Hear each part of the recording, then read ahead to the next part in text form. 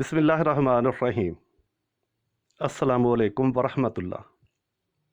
हालात जैसे भी सख्त हो, अपने रब पर भरोसा करें। शुरू करने से पहले आपसे अर्ज़ है कि इस वीडियो के आखिर में दो बातें बहुत ही खूबसूरत सुनिएगा ज़रूर।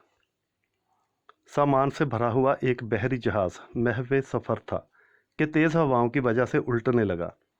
करीब था कि जहाज़ डूब जाता। इसमें मौजूद ताजरों ने कहा कि बोझ हल्का करने के लिए कुछ सामान समंदर बुर्द कर देते हैं।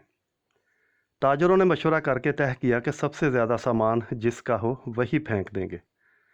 जहाज़ का ज़्यादातर लोड एक ही ताजर का था। उसने एतराज़ किया कि सिर्फ मेरा सामान ही क्यों, सबके माल में से थोड़ा थोड़ा माल फेंक देते हैं। उन्होंने ज़बरदस्ती ही इस नए ताजर को सामान समेत समंदर में फेंक दिया। कुदरत की शान कि समंदर की मौजें उसके साथ खेलने लगीं। उसे अपनी हलाकत का यकीन हो गया। जब होश आया तो क्या देखता है कि लहरों ने उसे साहिल पर फेंक दिया है। ये एक गैर आबाद जजीरा था। जान बचने पर उसने रब का शुक्र अदा किया, अपनी सांसें बहाल की, फिर वहाँ पड़ी लकड़ियों को जमा करके सर छुपाने के लिए एक झोंपड़ी सी बनाई। अगले रोज़ उसे कुछ खरगोश नजर आए। उनका शिकार करके गुजर बसर करता रहा।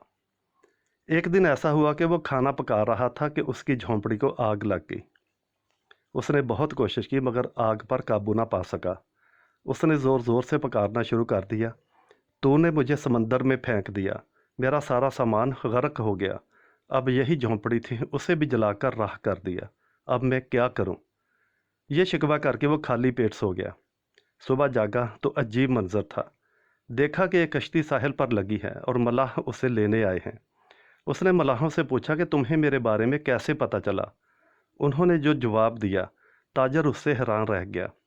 मलाहों ने कहा कि हमें पता था कि ये जजीरा गैर आबाद है, लेकिन दूर से धुआं उठता नजर आया तो समझे शायद कोई यहाँ फंसा बैठा है जिसे बचाना चाहिए, इसलिए हम तुम्हारे पास आए।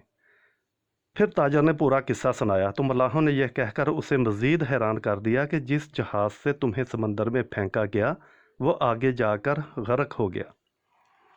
यह सुनकर ताजर सजदे में गिर गया, रब का शुक्र अदा करने लगा और कहा कि पाक है वो ज़ात जिसने मुझे बचाने के लिए ताजरों के हाथों समंदर में फेंकवाया।